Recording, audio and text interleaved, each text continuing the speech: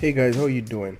I just wanted to do a quick video on this problem I had, and it was very hard to find the solution, but finally I found it, and I thought, you know what, other people might have this issue, so let's just address it.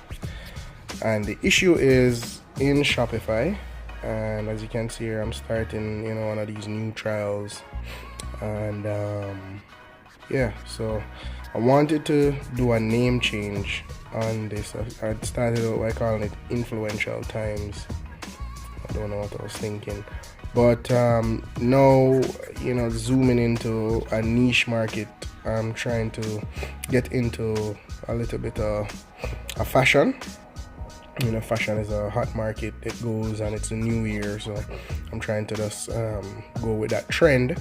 So let's do a quick change, name change on this Shopify store. So the first thing you want to do is head down to settings, and then you want to go to general,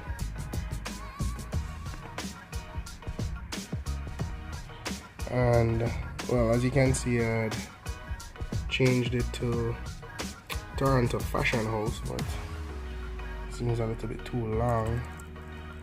Did some research, and I'm gonna go with Toronto Curve. It's kind of a little bit chic. Hey, Toronto chic, that could be something. But anyway, I'm gonna with Toronto Curve, and then you press save.